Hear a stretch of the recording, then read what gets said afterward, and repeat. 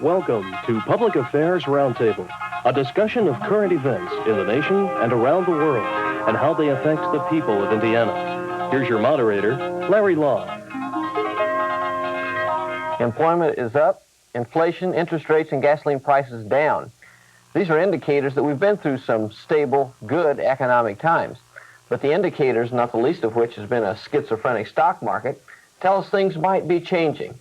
Today on Public Affairs Roundtable, we'll be looking at the short-term prospects for the economy, what political implications we'll have this fall, as well as what role the consumer voter will play in this. Our panelists today are Bill Mosier from Ball State University's Marketing Department, John Rouse from the Political Science Department at the university, and Cecil Bohannon from the Department of Economics. Cecil, have these not been good, stable economic times we've enjoyed the last several months? Well, yeah, things have been very good. The thing I think is disturbing people, and the thing people are concerned about, is why is the economy so sluggish considering the background that we've had in the last year or so. We've had declining interest rates. We've had an easing of monetary policy on the part of the Federal Reserve. We've had no major problem with inflation. And we had an enormous decline in oil prices, as we talked about on the show a couple of months ago. Nevertheless, factory orders aren't up much. The unemployment rate is not going down anymore. And there's a general sense of malaise in the business community. And there doesn't seem to be any good explanation for it right now. The consumer, Bill Mosier, has done his and her part in this, has it not? The only things that I see indicates the consumer is really the consumer and the service sector are the two things that are carrying it right now. Consumer, for example, their spending grew at the real rate was 5% during the first half of this year. So they're the ones that are continuing to have a positive outlook. There's the University of Michigan, they have a consumer sentiment measure that they do as far as plotting or observing what consumer attitudes are on optimism for the future, willingness to spend. And actually, the most recent measure of that was the highest it's been since the last cyclical peak in '84. So the consumer not only has been spending and sustaining things, they remain committed to that same sort of a positive outlook. John Rouse, when you have that situation where the consumer is happy, I assume that also means a happy voter. That means a vote for the status quo. Does that mean anything for November necessarily? I think it is a vote for the incumbent. The incumbents, whether they be Republicans or Democrats, certainly have the advantage, I think, when things are going good or things are not going bad. So it's the old question, does politics precede economics, or does economics come first? It's kind of like the chicken and the egg. Okay, so back to talking about a sluggish economy we're looking at. What's going to indicate over the next several months which way we're going? Or are we going to continue on? I don't know. I line? think the standard wisdom right now in the amongst economists and economic circles is that the economy is going to continue to go sideways.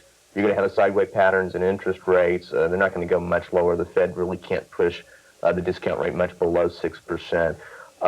You're going to have growth in the economy, but not robust growth, something on the range of, say, under 2% per year. And that's essentially what's going to occur. I think one of the things we have to remember, though, is that we may well be going through a period of significant structural economic change, which, again, is going to be the cause of some of the malaise in the economy. Let me just give an anecdotal example I think sort of interesting to sort of explain how that operates. We had a dramatic decline in oil prices. Everyone thought this would be a strong shot in the arm of the economy. There's no question that in the long run, the impact of lower energy prices has to be good for the American economy.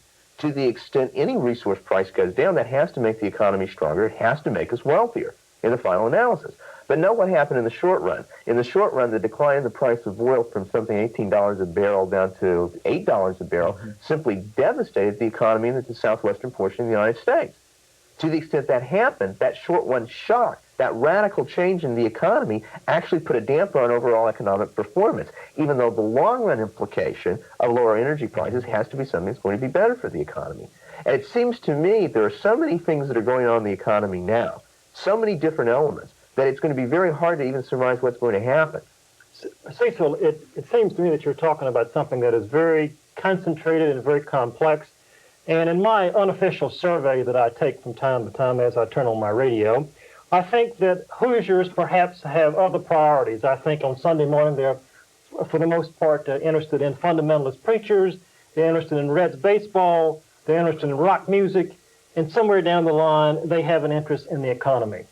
How is this issue you're talking about in terms of the impact upon the citizen? Because the citizen seems to have an interest, more interest in baseball or more interest in listening to their preacher promise heaven or something of that sort, and also in rock music.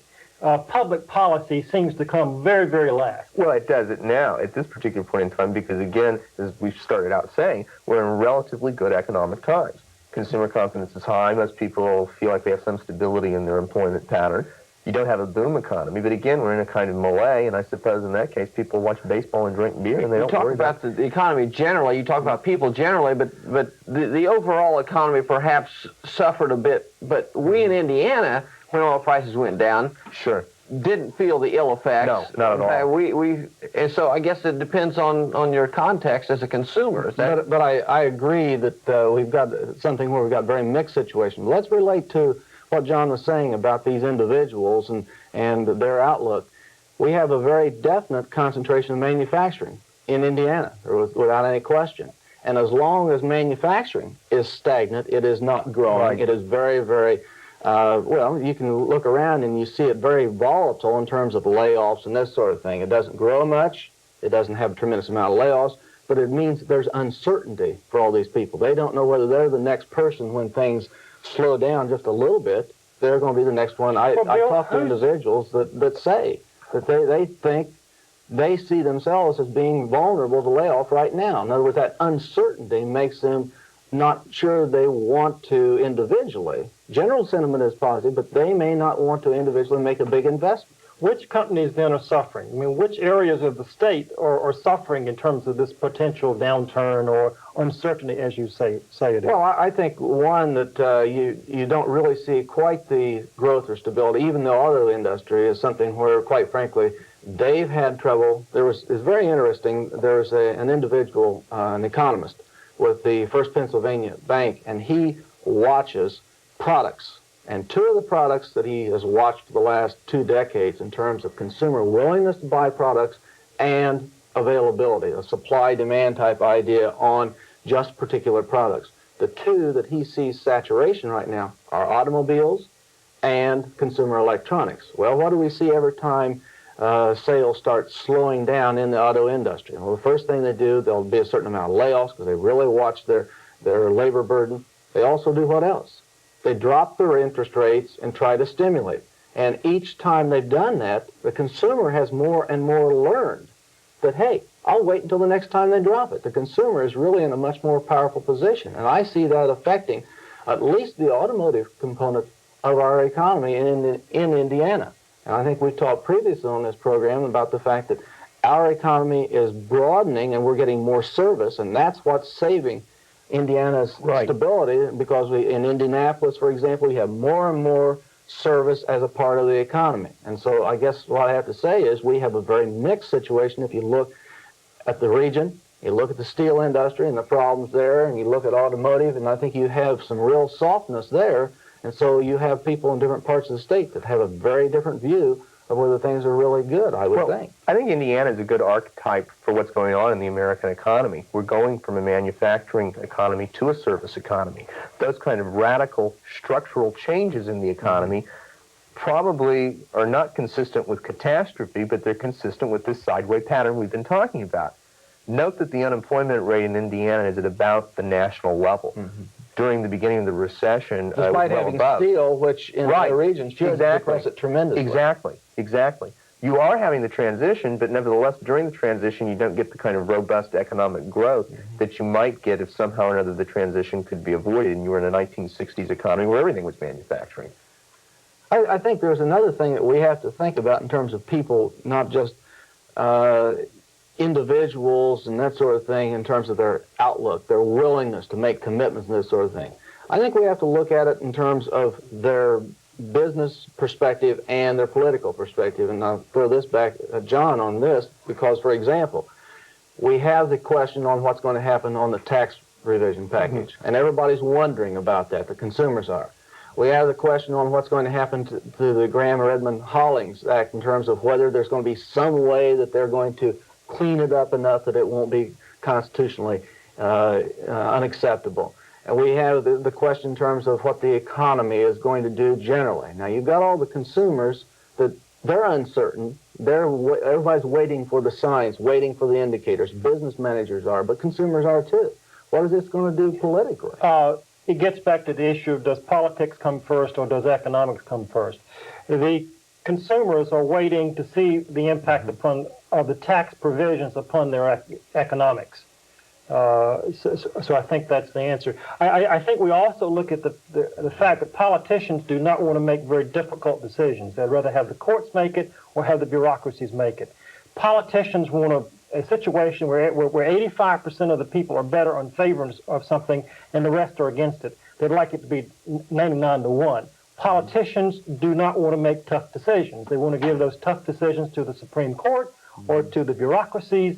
Whoever they are, Republicans or Democrats. So to answer your question, yeah, the Supreme Court said, hey, this is a political issue. It is not a question for the Supreme Court. And rightfully so, the tough decisions about cutting back on funding in the budget should belong to the politicians. So it's in the proper place. But again, what you're getting is an increased degree of uncertainty in the political setting. The tax reform bill, I think, is a classic example of that, what we were talking about earlier. What's this do to the tendency of the businessman to make a new investment project? For that matter, a consumer to go out and buy a new car. Well, he doesn't really know whether or not the interest on that car, the interest on that investment, how it's going to be taxed or what tax deductibility is going to be allowed for it. And you've got that really going on in the economy. Another thing that I think is very interesting with respect to that one particular provision, tax reform, is the economic and business community is really split down the middle as to what the impact of tax reform is going to be. One side feels that the decline in individual personal rights to the maximum level of 27% will give a big kick to the economy, give consumers confidence, encourage entrepreneurship. The other side feels that shifting a burden of $140 billion from individuals to corporations, of course, we all know corporations don't really pay taxes. They simply pass it on one way or another. But nevertheless, that shifting of the burden will depress investment on the part of corporations and could well lead to a recession. Well, again, I don't know which one of those two answers are the correct one, but I do know that when you have uncertainty in oil prices, uncertainty with tax reform, uncertainty everywhere in the economy, the sideways pattern seems to be the best predictor. Well, there are plans, OPEC has plans to cut oil production, which could affect oil prices. Sure. When Congress gets back, enacts some tax reform perhaps. Are these sorts of things going to have some significant effect, do you believe, on economic direction there? Well, again, I mean, it seems to me there's sort of two schools of thought as to what it is that causes the business cycle. One school of thought is, shall I say, demand-side theories, which essentially argue that the reason you have ups and downs in the economy is because of increases or decreases in purchases on the part of consumers, business firms, and government, or because of some variation in money supply. The problem with the demand-side theories, i.e. Keynesian theories and monetist theories, is in the last 20 years they haven't really done a very good job of predicting what's going to happen to the economy. It seems as though the consensus in the economic community this day, in an age, is that it's not so much demand-side theories that are terribly important, even though they do have their place and they are relevant, but the thing that really causes problems in the economy are shocks. Radical changes in the structure of the economy, radical changes in the economy that cause massive dislocations. That's what causes recessions. That also, in some sense, is what allows you to get out of recessions eventually. The thing that really bothers me is with all the uncertainty that's existing, we're not exactly sure whether or not any one of those causes or any one of those many causes might form together to generate a circumstance where we could go into a tailspin. And that's the worst case scenario. I don't really think that's going to happen. But if you buy the idea that economic well-being of the economy and ups and downs are determined by shocks, we may well be in for a significant shock because of the combination of a lot of different events. But really things are pretty good because that's what's so perplexing about this. Interest rates are down, inflation's down. You take several years ago, these were both problems, and so a person going in business knows that the interest rate is down, They know that the inflation rate is down, so it seems to be pretty good times. Right, right.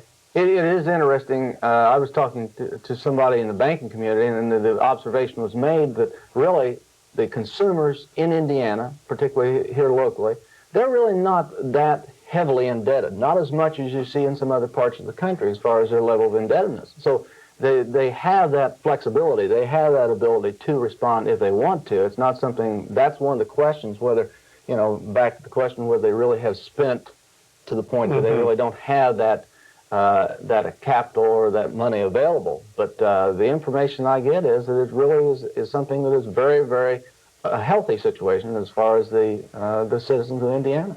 Interest rates are down, they've been down for several months. This has somewhat taken the issue away from deficits. Nobody's screaming about deficits any longer. Is it no longer a problem? Well, I don't think the deficits are no longer a problem. They're going to be with us. Something has to be done about them. We have a very awkward procedure to try to take care of them called Graham-Rudman in one form or another. I think one thing you have to watch out, though, is that there's a limit to how low the Federal Reserve can set interest rates before some fear, some problem associated with inflation eventually rears its ugly head again. In other words, the whole thing is very psychologically driven, and you have to be very concerned. That's right. I mean, at some point, I know monetarism is out of fashion. The notion that the money supply really makes any difference is something that's being poo-pooed in the business community. And there may have been, again, radical structural changes that have occurred that don't make the money supply as important as what it used to be. But remember, when the Federal Reserve lowers the interest rate, what that eventually does is it injects more liquidity into the system. If you have more money chasing more goods, the inevitable consequence of that in the long run has to be a higher price level, i.e. a higher inflation rate. Now, because of all kinds of different circumstances, we've been able to have very large growth in the money supply over the last few years, and not a whole lot of inflation, for a lot of reasons that are unrelated to the money supply. Nevertheless, I think Paul Volcker knows very well, even though inflation is licked right now, he doesn't want to do anything that will eventually rekindle inflation. That certainly could happen, which means how far can interest rates go down? I don't think they can go much farther. I don't think they can go much farther simply because I think Volcker and the Federal Reserve are going to be very cautious and very concerned about rekindling inflationary fires. If I could get back to the question that Larry asked me, does politics come first or does economics come first? I think we can take three illustrations. If we take the illustration of the Baltimore Colts coming to Indianapolis, obviously the Baltimore Colts could not have come to Indianapolis if the city of Indianapolis and the county of Marion County had not provided $47 million, along with the private contributions from a couple of corporations, some $35 million to build the Hoosier Dome.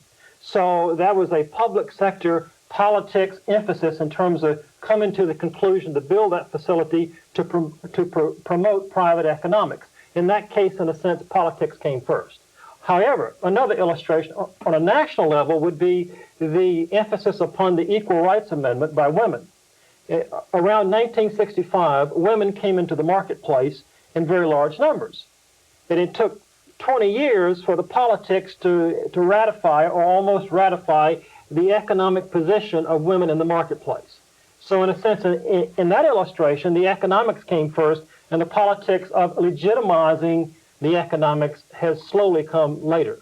A third illustration, in a sense, is the focus you asked me in terms of how is this going to impact the individual senatorial races around the country, the congressional races, and so forth. As I said, as Cecil has said, if the economy is going sideways, you're going to have an emphasis upon individual races in Florida, Indiana, Illinois, or wherever. So it's going to come down to the individual characteristics of the candidates running. Which means the election is going to turn more on personality, not on major national issues, is essentially what you're saying? Yeah, I think now, because, I mean, there is no burning issue. The people are more interested in Reds baseball. Or ability to address local issues. Right. If they're effective at getting a handle on it, being able to address that. Yeah. Which really means we don't know what's going to happen. There's no good prognostication as to what's going to happen in the election. In Florida, one of the big issues is how do you control drugs? And so Paula Hawkins in Florida is having difficulty in terms of that particular issue. So it's a matter of how these individual politicians respond to the politics of the local areas. Or in that, we can discuss the role of politics in the economy then. As we talked about, as long as inflation is down, interest rates are down, people really don't care much about deficits. There's no pressure even on Congress to do much in terms of Graham-Rudman. Is that the role of politics and the economy, to dictate where Congress goes, what the president does, what the Fed does? It's simply the fact that people know what they have now under the status quo. They do not know what they're going to have under the new tax proposal. So people tend to favor the status quo unless there's some drastic reason for changing. I recently encountered a very interesting situation doing some reading about the economic situation system, this sort of thing. One of the representatives or senator from Montana is very unhappy with the Fed. He's unhappy with the Fed because you have part of the Fed that is appointed and confirmed by the Senate, and part of it that's not, doesn't go through that process. It's actually identified or nominated by the regional banks and this sort of thing. Montana is having real problems economically right now. The resource industries are really depressed. And it's his conviction that the fact that the Fed, in fact, he's trying to get legislation established that is going to change that so that the senators would have right of approval for all of the members of the Fed. So, again, local issues become very powerful. That's something that we wouldn't even think about. That's not something that we run into. But obviously, but of course, the Fed is a bureaucracy. Paul Volcker is an appointed bureaucrat who gets all these wishy-washy politicians off the hook because he makes the hard decision so they don't have to. Sure. Which, of course, is the way the system was originally designed to be. It tends to be immune to politics. If the problem is politicians can't come to any clear-cut conclusion, you do want to establish some framework, some mechanism that forces them to come to a conclusion, which, of course, was the whole attempt behind Graham-Rudman. But it is interesting that when we were in the double-digit inflation, I don't think there's a lot of people that question that some of Volcker's policies were successful, were partially responsible for getting out from that. Now we have a situation where somebody's unhappy with the situation, so they want to make it more political. And obviously that's something that's illogical in light of the fact that obviously that was what worked in the last go-around. Well, no one likes things to be politicized unless, of course, you can manipulate the politics to work out in your favor. And then there's all kinds of pressure and desire to politicize particular processes, whether it's the creation of money in the economy or reforming taxes. Politics is generally approved of if it works for you. I'm curious, Cecil, one of the things that I've recently read indicated that if you go back to 73, 74, 75, we're talking after the Arab oil embargo, you had really an unusual economic situation. In 75, you went into recession. Okay. When you have that, you had some of the economists looking at that said that you actually had what they call an energy spasm, that it was really very, very hard to really track it and to be able to anticipate. Is it possible? And that was on the upside. Prices were going up drastically during that time. Now we're in a downside adjustment. Are we going through this same sort of a very extreme structural change? It goes back to the notion that what causes the business cycle and what causes recessions and what causes upturns isn't so much any one factor that's identifiable, but a configuration of factors that put massive stress on the system. But that's the argument, is why you got in 1970s the kind of recession that we did, is because you had this enormous increase in resource prices for a lot of different varied events. And you're having at least some underlying stability in the current economy because, again, resource prices are cheaper. But aren't we getting more concentration in industry, more larger industry? So does that mean we're even more vulnerable to certain industries? Well, I don't think that necessarily follows. To the extent you have an increasing service economy that's not as concentrated as the manufacturing sector ever has been, almost by definition. But manufacturing itself is concentrating within some degree. But the overall concentration level of the economy is... Is the economy never not in transition? In other words, is it always in transition? Of course it's always in transition. There's no question of that. But I think the pace and the kind of stresses that can be put on the economy vary at different points in time. I think the 50s, for an example, there wasn't as much transition in the 50s as there has been in the last few years. I think this may well be a time where any prognostication of the economy really can't be done, simply because things are changing too quickly and the economy is more complex, so that short-run forecasts don't really... there's been a lot of this in the government statistics. Government statistics end up constantly being revised because the basis for the statistics just aren't as good as what they used to be. You know, the whole issue we're talking about, of course, is jobs. Is there any indication that the people who do have jobs, if they like their jobs better, is management better at trying to communicate with labor, employees, and this kind of thing?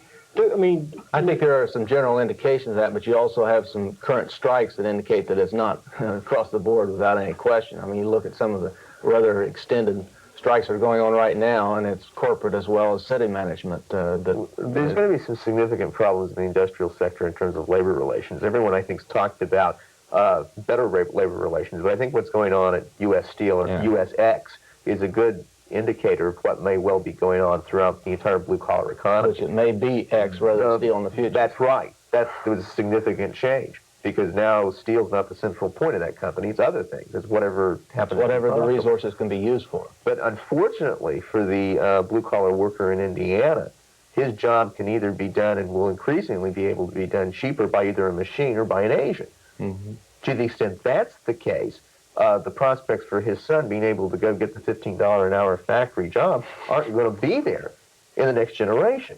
Well, again, it's another kind of structural change in the economy, which is a difficult thing to have to go through. In transition. All right. We're out of time today. Thanks to our panelists, John Rouse, Bill Mosher, and Cecil Bohannon for their contributions. I'm Larry Lough. Thank you for being with us.